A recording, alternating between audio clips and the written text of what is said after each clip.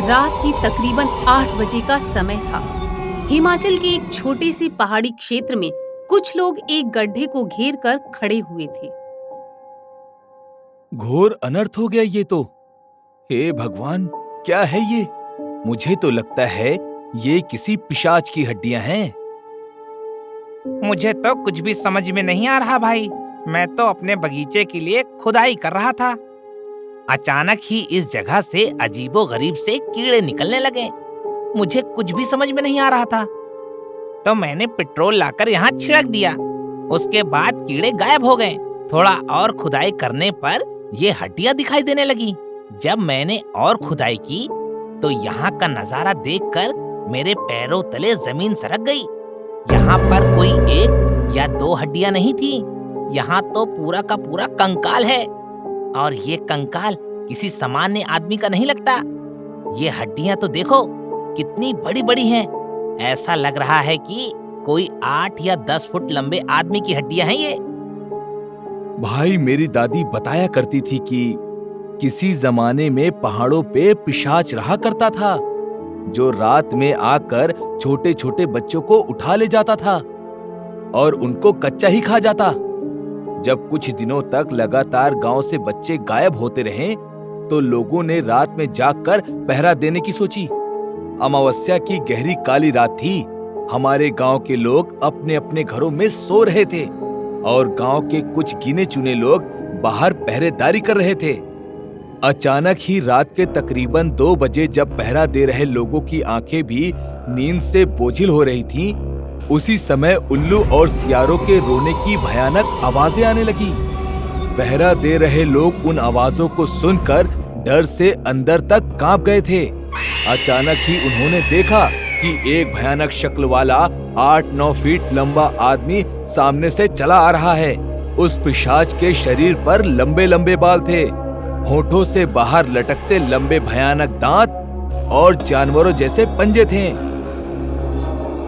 उस रात पिशाच ने किसी भी बालक का शिकार नहीं किया, बल्कि पहरा दे रहे तीनों लोगों में से 2 की गर्दन दबोचकर घसीटते हुए वो उसे अपने साथ लेकर जाने लगा। पिशाच की मजबूत पकड़ को अपनी गर्दन पर पाकर उन लोगों ने शोर मचा दिया। शोर की आवाज सुनकर गांव के लोग अपने घरों से बाहर निकल आए और पिशाच के पीछे दौड़ पड़े। लेकिन पिशाच बिजली की गति से उन दोनों आदमियों को लेकर गांव से बाहर जंगल में अचानक कहीं गायब हो गया। रात के अंधेरे में जंगल के अंदर जाने की कोई भी हिम्मत नहीं कर पाया, क्योंकि उस जंगल में जंगली जानवरों का भी बहुत ज्यादा खतरा होता था। उस दिन के बाद से वह दोनों आदमी गांव कभी लौट कर नहीं आए।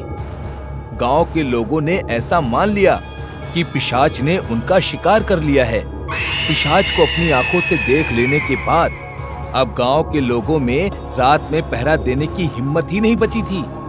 पिशाच का खौफ गांव में ऐसा फैला कि दिन छिपने से पहले ही गांव के लोग अपने अपने घरों में कैद हो जाते और चाहे जो भी परिस्थिति हो, अपने घरों से बाहर नहीं निकलते। पहाड़ों की तलहटी में रहने वाले एक सिद्ध मुनि के आशीर्वाद से सभी गांव वासियों ने अपने अपने दरवाजे पर लाल रंग का अभिमंत्रित धागा बांध दिया, जिससे पिशाच उनके घर में प्रवेश नहीं कर सकता था। कहते हैं कि पिशाच को यदि कुछ दिनों तक लगातार भोजन ना मिले तो वो कमजोर हो जाता है और दिन के उजाले का सामना नहीं कर पाता। पिशाच को जब काफी दिनों तक कोई शिकार नहीं मिला तो वह पहाड़ के किसी गुफा में छिपकर बैठ गया। एक बार गांव के नौजवानों की टोली पहाड़ों की सैर को निकली थी, तो उन्होंने एक प्राचीन गुफा से पिशाच के गुर्राने की आवाज सुनी। पिशाच की आवाज सुनकर वे सभी घबरा गए और गांव वापस आकर उन लोगों ने पिशाच की वहां होने की खबर दे दी। पिशाच का पता मिलते ही गांव के लोगों ने मशाल लेकर उस गुफा को घेर लिया और चारों तरफ से मिट्टी का तेल छिड़ककर उसमें आग लगा दी। कहते हैं कि वह नरभक्षी पिशाच उसी दिन गुफा में जलकर खत्म हो गया था और उसके बाद गांव वालों ने उसकी हड्डियां गांव के बाहर एक सुनसान स्थान पर ले जाकर गाड़ दी। हो ना हो ये उसी पिशाच की हड्डियां हैं। ऐसी कहानी दादी और नानी बच्चों को डराकर सुलाने के लिए सुनाया करती थी। इन बातों में कोई भी सच्चाई नहीं होती है। कैसी बातें करते हो यार तुम लोग। 21वीं सदी में रहकर भी तुम लोग ऐसे भूतों पिशाचों पर यकीन कैसे कर सकते हो? तुम्हें इन हड्डियों के बारे में सबसे पहले पुलिस को सूचना देनी चाहिए। सोहन की बात सुनकर विजय पुलिस को फोन करके उसके आंगन में मिली हड्डियों के बारे में बता देता है। पुलिस आकर सभी कंकाल और हड्डियों को अपने कब्जे में ले लेती है। पिशाच की अस्थियों को अपने कब्जे में करने के बाद पुलिस इंस्पेक्टर भट्ट इन हड्डियों के बारे में पुरातत्व विभाग को सूचना देता है। विनय पुरातत्व विभाग में काम करता था, इसलिए जैसे ही डिपार्टमेंट के पास ये सूचना आई कि कोई बहुत पुरानी हड्डियां खुदाई में मिली हैं, तो ये प्रोजेक्ट विनय को हैंडओवर कर दिया गया। इंस्पेक्टर भट्ट, मैं इन हड्डियों के बारे में अभी कुछ नहीं बता पाऊंगा। मुझे इन्हें लेकर अपने साथ जाना होगा। थोड़ा समय लगेगा, उसके बाद ही मैं बता पाऊंगा कि एग्जैक्टली ये हड्डियां कितने साल पुरानी हैं। और तो और ये किसी इंसान की है या फिर किसी जानवर की। ठीक है डॉक्टर विनय, आप इन हड्डियों को ले जा सकते हैं, लेकिन थोड़ा केयरफुल रहिएगा। गांव के लोगों का कहना है कि ये किसी पिशाच की हड्डियां हैं। अरे सर, आप भी किसी की भी बातों में आ जाते हैं।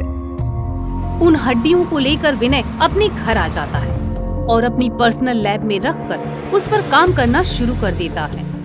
विनय अपने घर में अकेला रहता था, बस उसका नौकर कुमार उसके साथ उसके घर में रहता था। विनय ने टेबल पर पिशाच की हड्डियों को फैला कर रखा और उसके बाद खाना खाने के लिए अपने कमरे में चला गया। खाने के बाद विनय टीवी पर कोई प्रोग्राम देखने लगा। टीवी देखते देखते आधी रात के बाद विनय को नींद आ गई और वो सोफे पर ही सो गया। इधर जैसे ही विनय ने नींद से अपनी आंखें बंद की, उसका नौकर कुमार दबे पांव उसके लैब में घुस गया। अगर वास्तव में ये हड्डियां किसी पिशाच की हैं, तो मुझे सबसे शक्तिशाली और अमीर बनने से अब कोई नहीं रोक सकता। कुमार पिशाच की हड्डियों के पास बैठकर कुछ तंत्र क्रिया करने लगता है।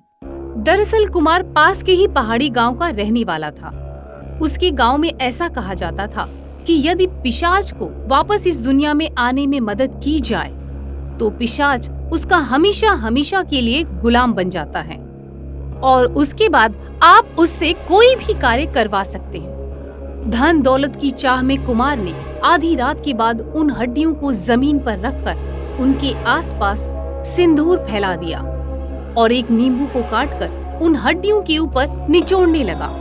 कुछ देर तक आंखें बंद करके शैतानी मंत्र पढ़ने के बाद कुमार ने एक मुर्गे की गर्दन मरोड़कर पिशाच की हड्डियों के ऊपर उसके रक्त से बलि चढ़ा दी। जैसे ही कुमार की तंत्र क्रिया संपन्न हुई, कमरे में कुछ हलचल सी होने लगी। देखते ही देखते कमरे में रखी कुर्सी और बाकी के सामान अपने आप हिलने लगे और बाहर आकाश में जोरदार बिजली कड़कने लगी। अचानक ही एक जोरदार धमाका हुआ।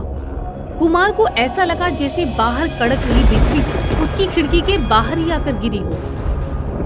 डर के मारे कुमार ने अपनी आंखें बंद कर ली। कुछ पलों के बाद जब कुमार ने अपनी आंखें खोली, तो पिशाच की हड्डियां अपने स्थान से गायब थीं और एक कंकाल नुमा पिशाच उसके सामने खड़ा हुआ था। इससे पहले कि कुमार कुछ भी कर पाता, पिशाच ने अपने सड़े गले हाथों से कुमार की गर्दन को दबोच लिया और उसकी जीभ बाहर खींच ली।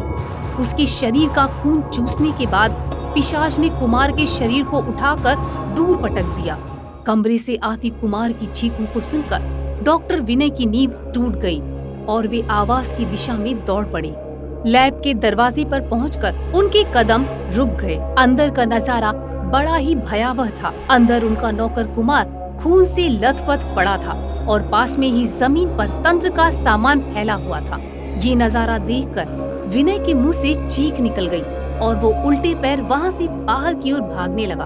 विनय की चीख की आवाज सुनकर पिशाच ने पलटकर विनय की ओर देखा और वो गुस्से में गुर्राने लगा। एक जानवर की तरह वो भी विनय की ओर लपक पड़ा। हे भगवान, जो मैंने अभी देखा वो सब था क्या? मुझे तो अपनी आंखों पे भरोसा ही नहीं हो रहा है। तभी विनय को इंस्पेक्टर की बात याद आती है। विनय फोन निकालकर इंस्पेक्टर का नंबर डायल कर देता है और उसे उसकी लैब में घटी सारी घटनाएं बता देता है।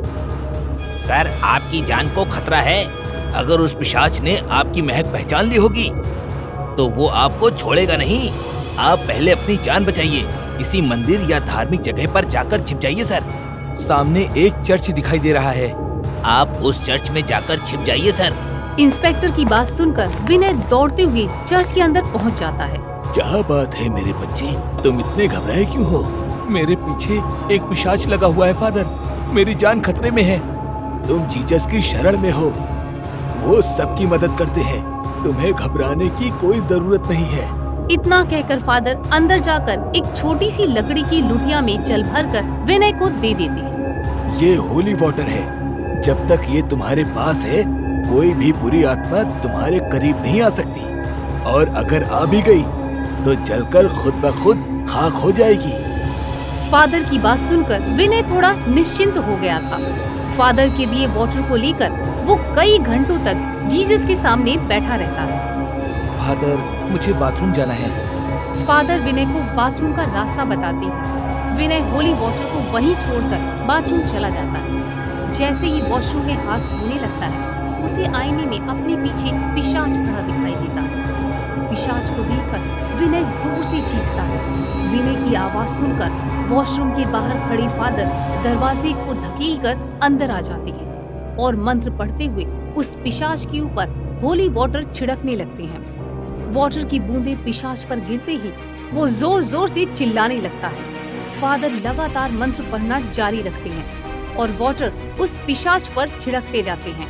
कुछ ही पलों में पिशाच का शरीर आग की लपटों में घिर जाता है और वो एक राख के ढेर में बदल जाता है।